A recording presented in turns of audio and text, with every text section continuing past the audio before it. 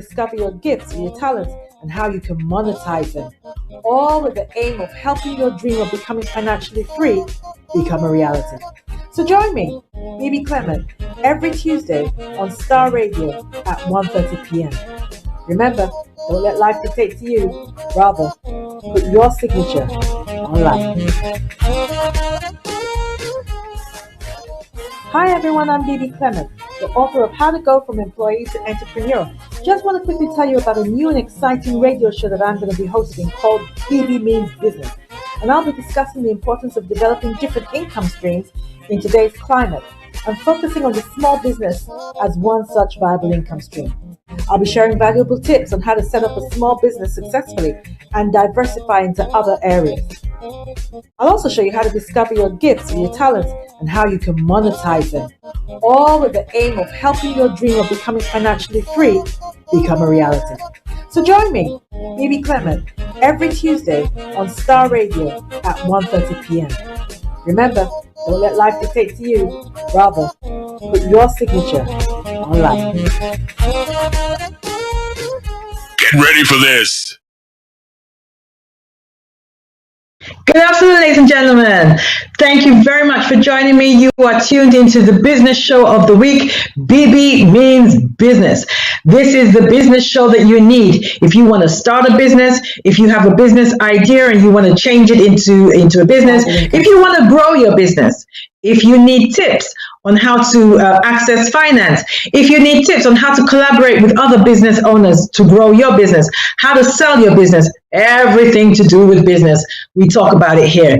It's your host, Bebe Clement, and I run a group of successful companies. I'm also the author of How to Go from Employee to Entrepreneur. And the reason why I share that is so that you know that I'm not just giving you theoretical tips.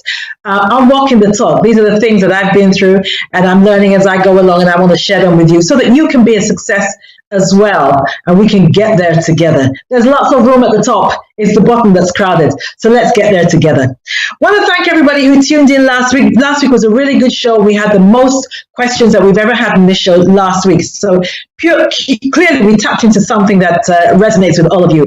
And last week we spoke about networking and the fact that your net worth is determined by your network. Before I do a summary of what we spoke about, I want to do a quick shout out to all the guys that tune in from South Africa. We have a huge following from South Africa. Thank you so much, as well as Uganda, where the following is growing. We appreciate you tuning in, and we're glad that you are getting a lot out of this. Also want to thank Fumi, who tuned in last week with their questions. I hope you got your free gift. It was in the post for you immediately. Hope you got that and you're enjoying it, and you're getting all the tips that you need to be successful in your business. So, like I said, last week we spoke about networking. And we talked about the different places in which you can network. You can network in professional associations, you can network at parties, you can network in social clubs, you can even network at the gym. But I think the key is to be prepared, to always be prepared that you're going to meet people and you just never know who your next customer is going to be. We also spoke about how to, what you need to do when you're networking. I divided that into three, talked about what you need to do before you go for a networking event, what you need to do when you're there, and what do you do afterwards. We spoke about when you're going to go to a networking event, you have to be strategic. You don't just get up and go to every networking event. You have to be strategic. So you have to be very clear in your mind. What exactly do you want to achieve when you go to a networking event? Is it that you want to hear a particular speaker? Is it that you want to get your cards in the hands of 10 new clients? Or is there someone specific that you want to meet? You got to be very clear so that when you go there, you don't waste your time. You just hone in and do what you want to do. Also, while you're there, there's certain things that you need to do. The importance is that you make sure that you are memorable. You connect with people. You don't just go there and talk or hand out cards. You connect with people. And like I said, make yourself memorable. Also, when you finish attending a networking event and you go back to your office, what do you do? And we spoke about how you have a casual casual interaction with a prospective client. Maybe you send them an email just to remind them, oh, I'm Bebe Clement. I met you at so-and-so event. It was really a pleasure. Hope we can stay in touch. No hard sell, just staying in touch. And I left you with the memorable quote that networking is not a one-night stand. It is a long-term relationship. So you got to be willing to put in the work. You got to be willing to woo the customer. So enough about networking. Welcome today to how to use branding to grow your business. How to use branding to grow your business. Now, this is really important. I mean, we hear this all the time. Oh, I love this brand. This brand is really good. Oh, I can't stand that brand. But you know, very few people, if you sit them down and ask them, can actually tell you what exactly branding is. So I thought I'd go through that with you because it is so important, especially if you're a small business and you're growing your business as a personal brand. It is so important that you build your brand properly, because if you don't, it can totally mess up your business. And if you do, it can open you to opportunities unimaginable if you build the right brand. So let's go through that. Are you ready? Get your iPad, get your notebook, get your pen, whatever it is that you need to take notes. And I understand loads of you do take notes, which is great. And let's go. Are we ready? How to use branding to grow your business. So the first thing I want to do is look at what is branding. But before we get to that, we're going to look at what are the things that make up your brand. There are certain things that individually are not your branding, but they are ingredients of your branding. So look at it like this. Suppose you were cooking a pot of stew and you had loads of ingredients. So you've got the salt, you've got the pepper, you've got the tomatoes, whatever. The salt is not the stew. The pepper is not the stew. The tomatoes are not the stew. But when you put them all together, you get a good pot of stew. If you put them together right, the recipe is right, you get a really good pot of stew. So that's how I want you to have a look at branding. So the things I'm going to speak about now are not individually your brand, but they are collectively your brand. And individually, they are very important. So let's have a look at them. So the first thing is your logo. Your logo. Now, I hope you can see this. This is my logo. The top bit is my logo. And it says, put your signature on life. Can you see that? Okay, there we go. Put your signature on life. That's my logo. And the whole part of that is my logo. The whole wording is my logo. Put your signature on life. And the wording of my name, Bebe Clement, all that is my logo. Now, not only are the words my logo, let me try again. Not only are the words my logo, but yeah, that's better. Even the font, you can see the font. The font is italicized or is in italics. And that's for a reason, because the strap line, and I'll go into the strap line in a minute. The strap line says, put your signature on life. So I wanted something that looked like a signature. So not only are the words Bebe Clement part of my logo, but the font that I use, the italicized font, is also part of my logo. So if you see my name, Bebe Clement, just written in ordinary words, not italicized, that is not my logo. Okay, so that's quite important, and I'll get back to that in a minute. So your logo is really important, and it's a really strong ingredient of your brand, even though it's not your brand by itself. So you must get your logo right. Don't just pick anything off the internet. You must get your logo right, because all these things, as you'll see as we go along, are part of your branding. They're part of your message. So make sure you spend a lot of time thinking about the kind of logo you want and why you want it. Now, another thing that's important in your branding are your colors. Your colors. Now you can see that my colors are green, light green, and red. Light green, ignore the bottom bit for a moment. Light green and red. Now, because I'm building my this particular company, I run a range of companies, but this particular company is my personal brand. It's my baby, so it's my personal brand. And so I wanted everything to do with my branding to have a personal touch. Now, I originally wanted to have this green and lilac. That was what I was originally going to have as the colors for my logo. But when I came up with that, my marketing manager very wisely told me that, Bebe, if you have lilac on your logo, it will alienate the men. I was not convinced of that, I gotta be honest, but I did my market research and she was actually right. I found that once men saw lilac in the logo, they automatically thought that whatever product or whatever service I was offering was aimed at women. And so, as that is not the case, in fact, a lot of my clients are men. And interestingly, when I look at the statistics in relation to this radio show, the majority of the viewers are men. So it's very clear that when it comes to business, it's still a male-dominated area, even though women are indeed catching up. So it's really important that you choose the right colors for your target audience. Now, you will see that the words "put your signature on life" are in red. Now, again, there's a reason for that, because the statement "put your signature on life" is very instructive. Very instructive. It's very demanding.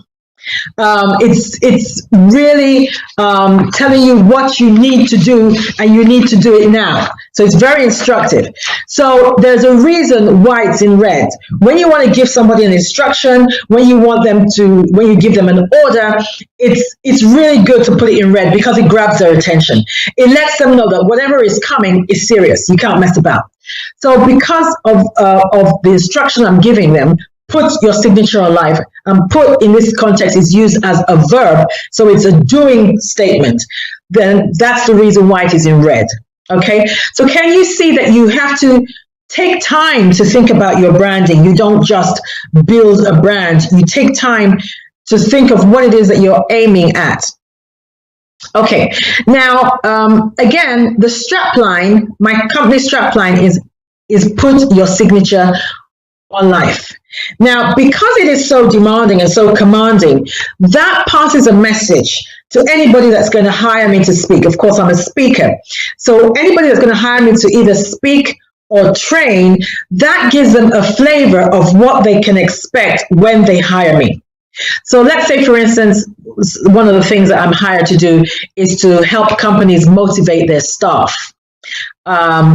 So they know when they've engaged with my strapline, "put your signature on life," they know that if they hire me to come and speak to their staff are going to be inspired, they're going to be instructed, they're going to be motivated, they're going to have a feel of get up and go. There's no room for mediocrity. They understand that from the message they get from the strapline. So it is important that your strapline conveys the message that you're trying to get. What is it that they're going to what can they expect when they engage with you? It's important that your strapline tells them that. Now, going a step further is your mission statement. Now, I don't particularly have a mission statement for Bebe Clement because I think my strapline says all that I need to say. But some companies have a mission statement, and the mission statement kind of enlarges upon the strapline. It gives you an even deeper understanding of what that company stands for. It reflects and imbibes and conveys and communicates the values that that company stands for. So let's say, for example, Starbucks. The mission statement for Starbucks is that they exist to inspire and nurture the human spirit, one cup, one person, and one neighborhood at a time. I love that, I must say. I love that. So they want to inspire and nurture the human spirit, one cup, one person, one neighborhood at a time. Now, when you read that statement, you get a feel of what they're about and what you can expect when you engage with Starbucks. So, in other words, what they're saying is that this is not your typical coffee shop. We don't want you to come in, slap £10 on the counter and grab your coffee and dash off. That's not what we want. We want you to stay a while. We want you to relax. We want you to step away from life a bit. We want you to recharge your batteries. We want you to we want to spoil you a bit. We want you to step away from your troubles. We want to create an environment of home away from home for you. All that is conveyed in their mission statement. And haven't they done that? They've totally changed the way we look at coffee houses. Prior to Starbucks coming on the scene, coffee houses were pretty impersonal places. You came in, you bought your coffee, you left. But that's not happening anymore. They've totally changed how we view the coffee shop. So much so now that it's not unusual for schools to take their children, their classrooms down to Starbucks and have story time. Have story time. So all these kids are sitting there on their bean bags or their big cushions, and their teacher is sitting there reading them a story in what is effectively a coffee house. But that's because their mission statement has engaged with their clientele, and their clientele have taken up the challenge, so to speak, to engage with them on those terms. And so it is so much more than just a coffee house. Okay, so you can see that your mission statement is so important. And as a result, they have been able to corner a majority of the coffee shop space just by their mission statement, getting across the message that they wanted to convey. Now, another thing that is also part of your branding, an ingredient of your branding that people don't often think about, is the public statements made by the company or people who are decision makers in the company or who are considered to be the face of the company. Now, the reason why I draw your attention to this is because in this day and age of social media, you have to be very, very careful what you say. Sometimes you can say something that you think has absolutely no correlation and no connection to your company and the activities of your company, but are perceived to be so because now people perceive what you say as being part of your brand. And if you are not careful, it can damage your brand greatly. In the reverse, if you say the right thing, it can greatly attract new customers. And I want to give you two examples of two people whose words, unfortunate words, totally almost destroyed the brand. And I'll start with BP, British Petroleum. Now, I don't know if you remember this, but in 2010, BP had the worst environmental disaster almost in history, I think. They had definitely the worst oil spill off the Gulf of Mexico. And the effect of that oil spill is still being felt today. And as a result of that oil spill, 11 people died. The coastline was destroyed. The marine life was destroyed. And like I said, the effects thereof are still being felt today. Now, the chief executive of BP at that time was a guy called Tony Hayward.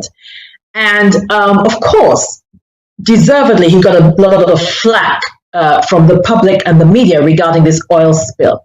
And he came on TV, and during an interview, he said, he was moaning basically, and he was saying, I just want my life back. Now, that did not go down well, because considering the fact that 11 people had died and the whole of this marine life had been destroyed, for you to be talking like a petulant child and saying, I just want my life back, was really the wrong thing to do.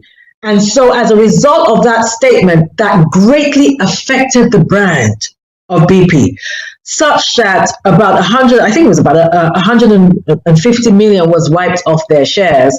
And in the end, he had to resign, and they had to have a total rebranding of BP as a result of those words. A total rebranding.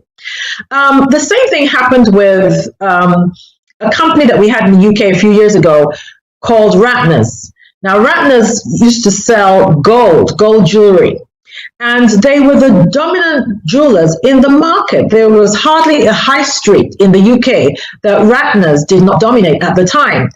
And it was a third generation company. And the managing director at the time was a guy called Gerard Ratner. The company was, I think, founded by his grandfather, and he was a third generation managing director. Now, he made a statement, and again, you have to be careful because he actually didn't even make this statement in public. He made a statement in a shareholders meeting. He actually just cracked a joke, or what he thought was a joke, but it was the most expensive joke ever, in a shareholders meeting.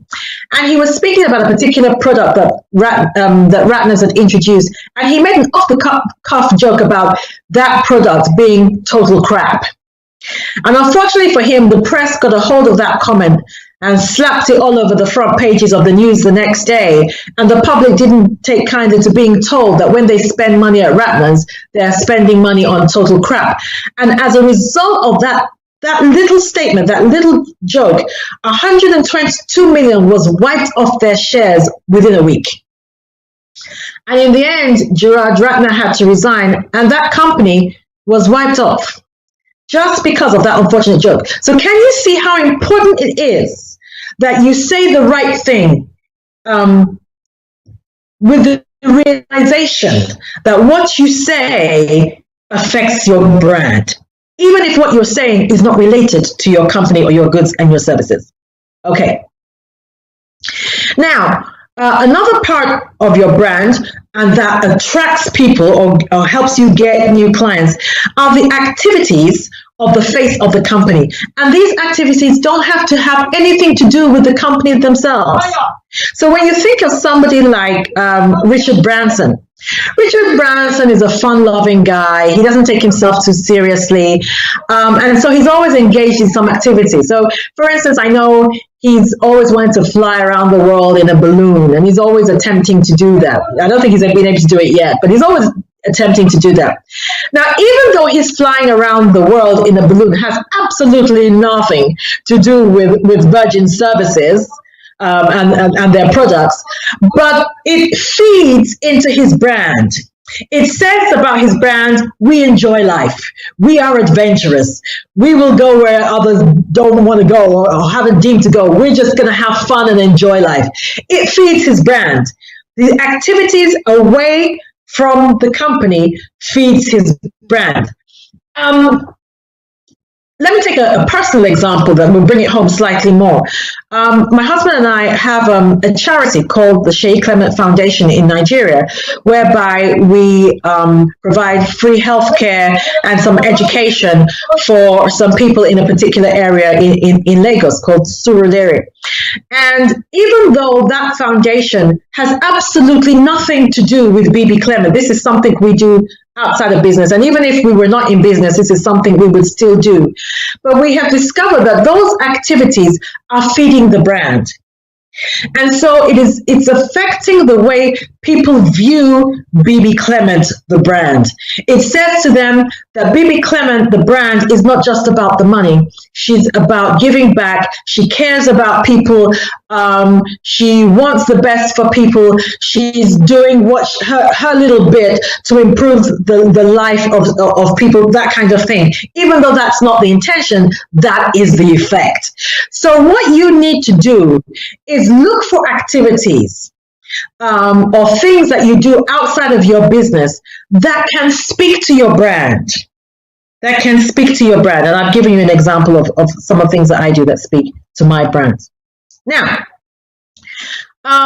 so those are some of the ingredients that make up your brand. So now I want to give you a couple of definitions of branding. Are you ready? Okay, here's the first one.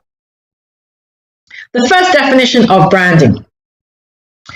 Branding is everything that you put before your client that helps the client form an opinion about your products or your goods or your services. I'm going to say that again. It's really important. Branding is everything that you put before your client or in the public domain where your clients can get a hold of it that helps the client form an opinion about your product or your service or your company. Now, the operative word in that statement is opinion, because that's what branding is all about. everything that you're putting out there, your logo, your colors, your mission statement, your strapline, are helping them form an opinion about you. And you want to make sure that they form the right opinion about your brand. Once the public form the right opinion, that increases sales in your brand, in your company. So you need to ensure that that's exactly what your brand is doing. It's helping them form the right kind of opinion, a positive opinion about your brand. The second definition that I'm going to give about branding is that branding is the promise of an experience and the experience of that promise. Branding is the promise of an experience and the experience of that promise. So, for example, what I mean is everything that I put out there, put your signature on life, saying it boldly, that kind of thing. It says to the client that when I engage with Bebe Clement, this is what I can expect. So again, so let's say you want to hire me to motivate your staff. You can expect your clients to be inspired. If your clients were, let's say, post-COVID-19, they were kind of demoralized and been so psychologically affected by everything that's going on that you've inherited a deflated workforce. You can expect that if I hire Bebe Clement to come and speak to my staff, she is going to get them back on their feet again. That's the kind of thing. Okay, so all the ingredients of my brand are giving you a promise of an experience. Now, when you actually engage with my brand, that promise that I gave you is the one that you must experience. So if, for instance, you attend one of my seminars and you come out of there feeling about life exactly the way you felt when you went in, then I have not given you the experience of the promise that I offered you. That doesn't happen, by the way. There is no way that you can hire me to speak and not be inspired. There's no way. If feedback forms tell me the two greatest words that I use, also always say, I was motivated, I was inspired. Okay, so I'm going to talk a little bit more about that when we come back, but we're going to take a break now, and then any questions that we have that have come in during the program, I'm going to take them then. So don't go away, because I'll be back right after the break. Hi everyone, I'm Bebe Clement, the author of How to Go from Employee to Entrepreneur. Just want to quickly tell you about a new and exciting radio show that I'm going to be hosting called Bebe Means Business. And I'll be discussing the importance of developing different income streams in today's climate and focusing on the small business as one such viable income stream. I'll be sharing valuable tips on how to set up a small business successfully and diversify into other areas. I'll also show you how to discover your gifts and your talents and how you can monetize them, all with the aim of helping your dream of becoming financially free become a reality. So join me, Bebe Clement, every Tuesday on Star Radio at 1:30 p.m. Remember, don't let life dictate to you, rather, put your signature on life. Hi everyone, I'm Bebe Clement, the author of How to Go from Employee to Entrepreneur. Just want to quickly tell you about a new and exciting radio show that I'm going to be hosting called Bebe Means Business. And I'll be discussing the importance of developing different income streams in today's climate and focusing on the small business as one such viable income stream. I'll be sharing valuable tips on how to set up a small business successfully and diversify into other areas. I'll also show you how to discover your gifts and your talents and how you can monetize them, all with the aim of helping your dream of becoming financially free become a reality. So join me, Bebe Clement, every Tuesday on Star Radio at 1:30 p.m. Remember, don't let life dictate to you, rather, put your signature on life. Get ready for this. Okay, welcome back, ladies and gentlemen. You are on the Bebe Means Business Show, the business show of the century that you need in order to do well in your business. Today we're talking about how to use branding to build your business, how to grow your business through branding. And while we were offline, we had a question come in, and the question was sent in by JR. Oh, hi, JR. And your question is, thank you for your suggestions, which we are working on. Okay. How do we improve our customer service through branding in order to increase our customer retention? You mentioned something a few weeks ago about customer service experience. How do we apply this level of customer service to a small business like ours? Okay, so thank you very much, JR, for your question. Hopefully you would have been listening to the show so far about how to use branding to retain your customers. And as I go on, hopefully I will answer those questions. Okay, I've got another question here. I'd be very grateful for your advice. I gleaned from the program last week. I'm running a small business selling costume jewelry, mostly by word of mouth. I would like to expand my client base and would like some advice on how to expand my market. Well, again, your branding will help you do that. And as I go on, you should be able to pick up some tips as to how to use your branding to do that. Okay, so here we go. So just before the break, I gave you a definition of what branding is. One, it is everything that you put before the clients that helps them form an opinion about your company. And secondly, branding is the promise of an experience and the experience of that promise. So let's say your marketing material is very slick. You have this really nice glossy brochure. It looks really expensive and everything like that. And there are pictures on your website of your office. It's really, really nice, glass all over the place, and it looks really, it just looks very expensive and very nice and everything like that. What you are doing is helping the client form an opinion. So the opinion that the client is likely to form is that, okay, when I engage with this client, they are going to give me really good customer service because their marketing material is really good. Their offices look really expensive and classy. So I'm going to get really good customer service. So if that particular client has that expectation of that promise, and they ring your office and your phone just rings and rings and rings and nobody picks it up and there's no voicemail, then you have defaulted on the promise that you gave them. Their experience is not the promise that you gave them. And remember that branding is a promise of an experience and the experience of that promise. Okay, so I'd like to talk about things to consider when you're building your brand, because if you consider these things, these will help with your customer retention and your customer growth. Okay, now you need to think about, what are your key strengths?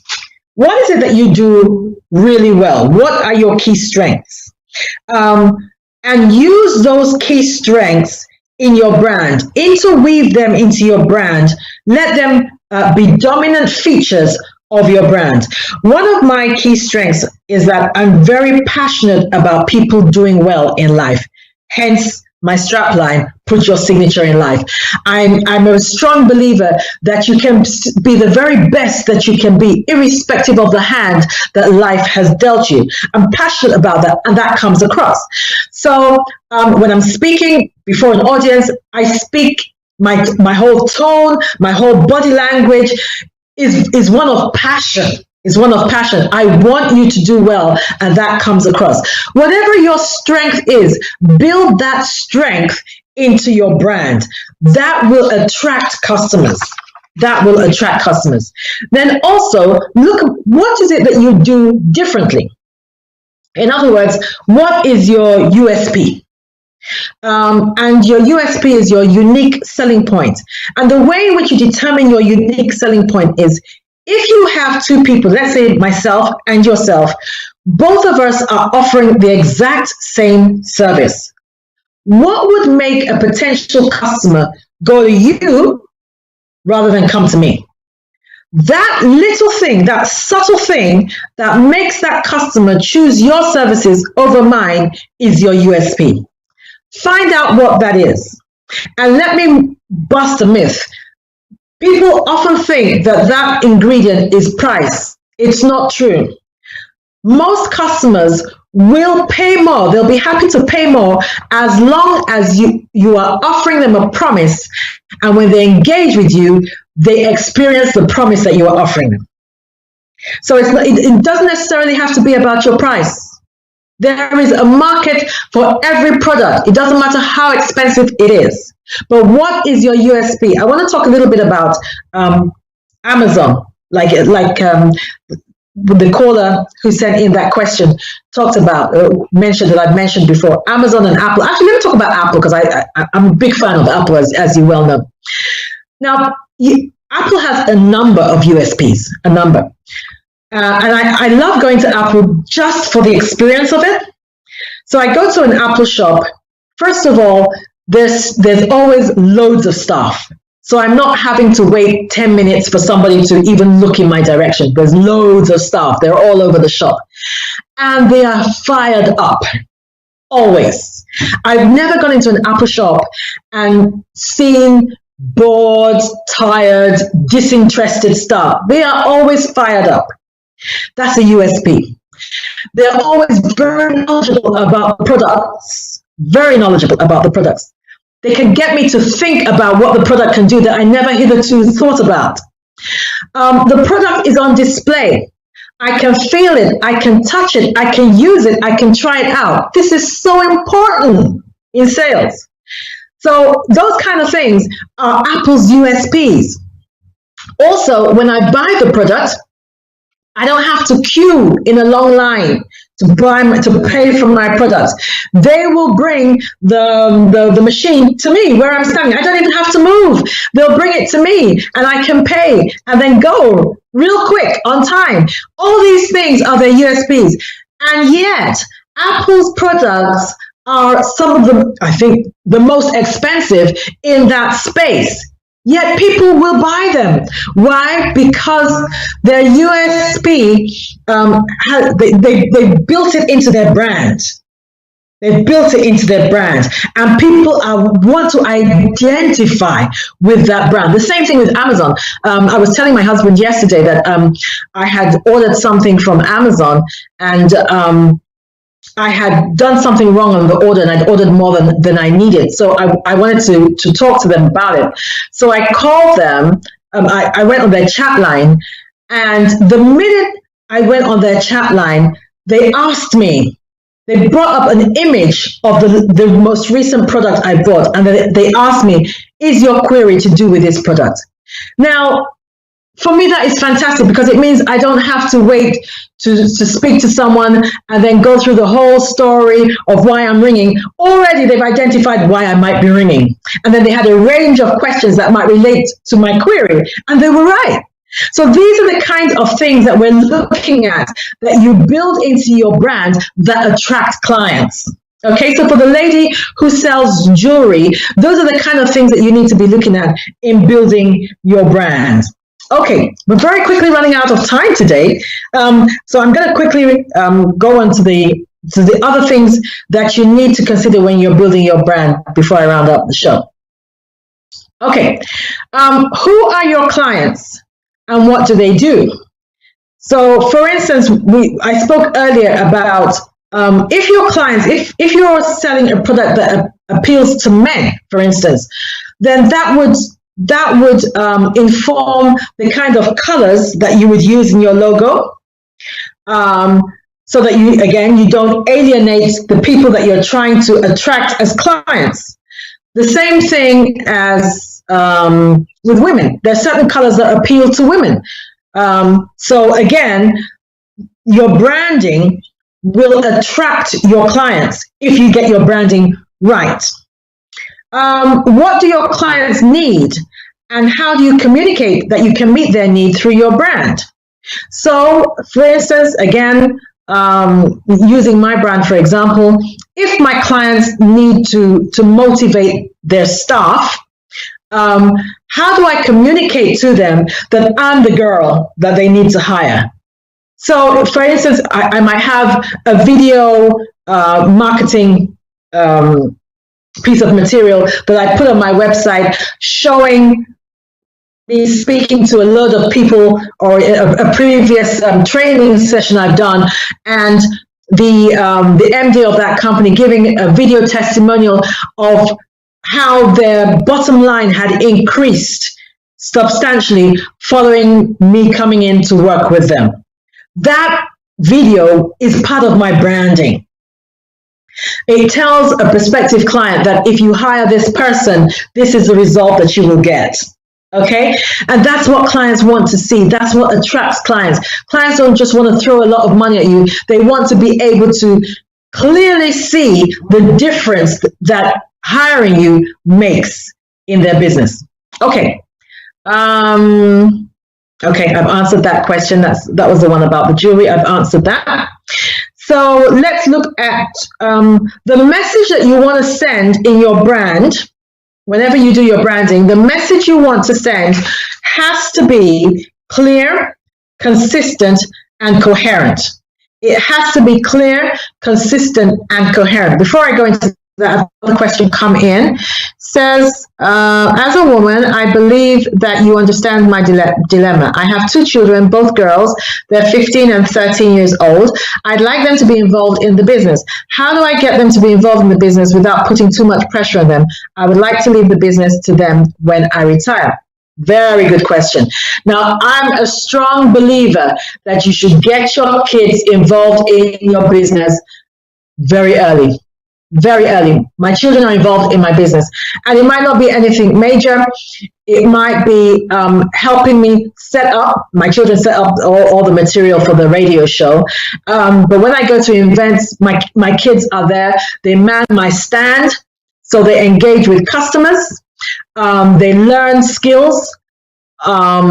They learn how to deal with customers, and so they learn customer service. They learn to identify what customers want. They learn to identify which products are selling and which products we need to remove.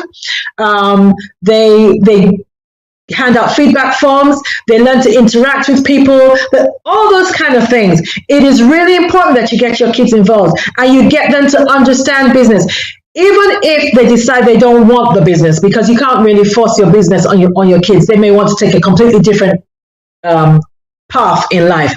But the skills that they learn from business are immeasurable. They are invaluable, and they will serve them well in life. No matter what they decide to go into, they will serve them well in life. I've got one more question here, but I'd like to finish this if I can. If I'm not able to take your question today, I will definitely answer it next week. So let me quickly finish with this. The message you send with your branding must be clear, it must be consistent, and it must be coherent. So let's quickly deal with those. It must be clear. If your clients are confused about what it is that you're trying to tell them, then there's something wrong with your branding. There's something wrong with your branding. And confused clients do not buy. It's that simple. So you need to make sure that clients understand what you're trying to tell them.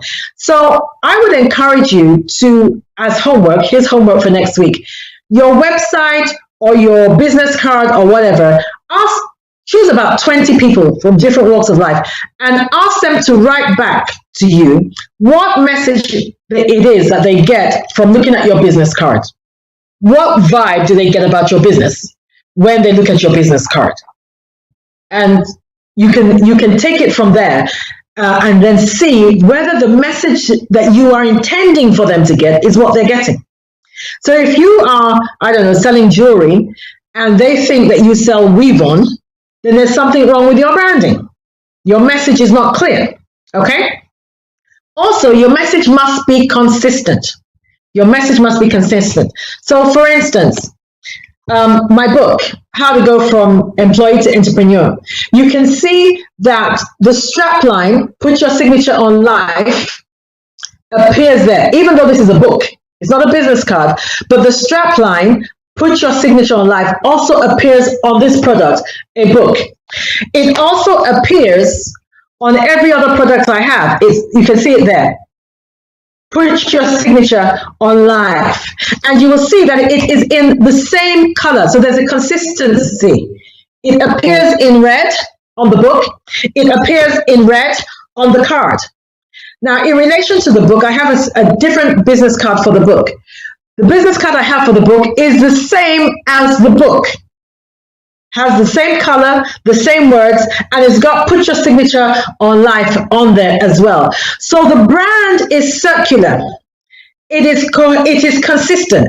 Every time I go and speak somewhere, I will end the day with put your signature on life, just as I'm about to end this program with those words. So remember, your brand has got to be clear, it's got to be consistent, and it's got to be coherent. We've got to be able to understand what it is that your brand is saying to us.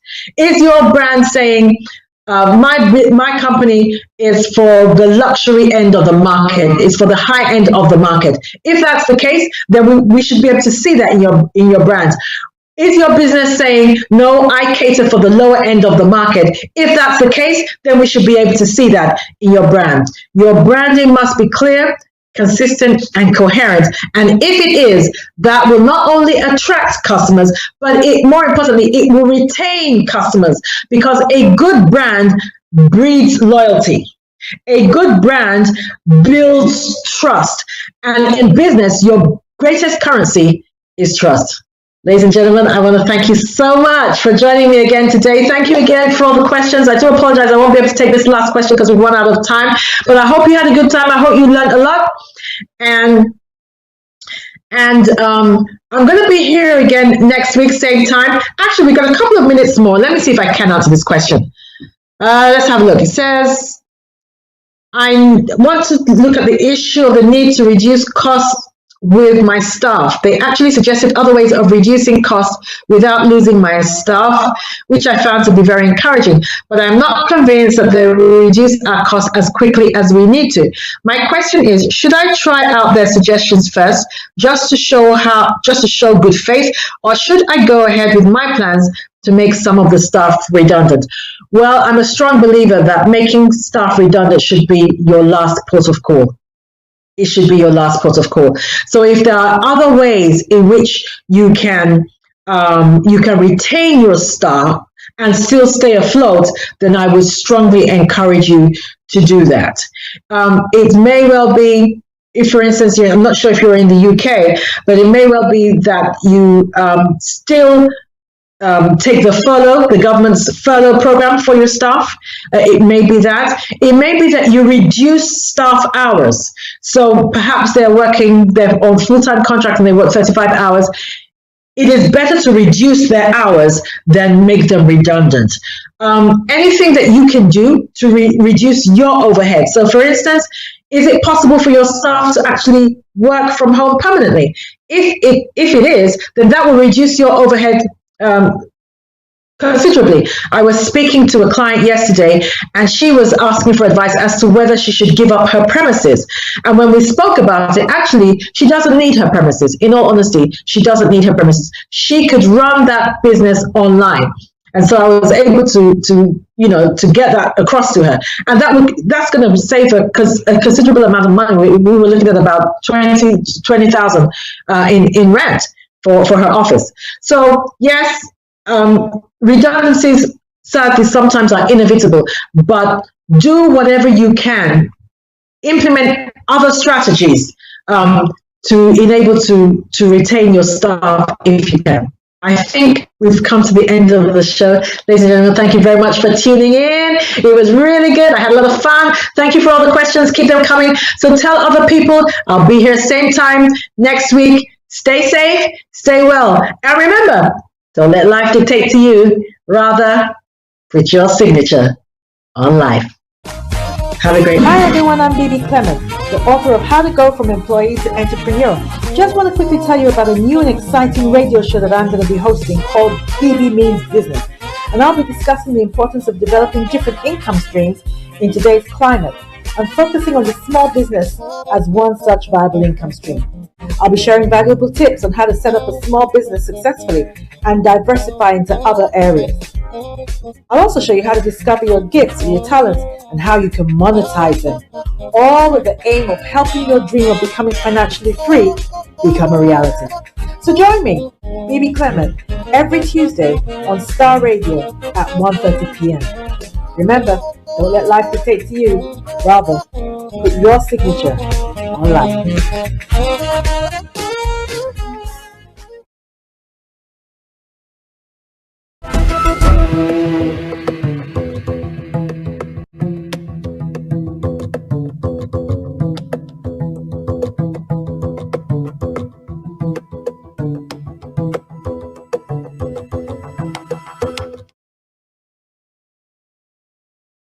congrats on registering for this very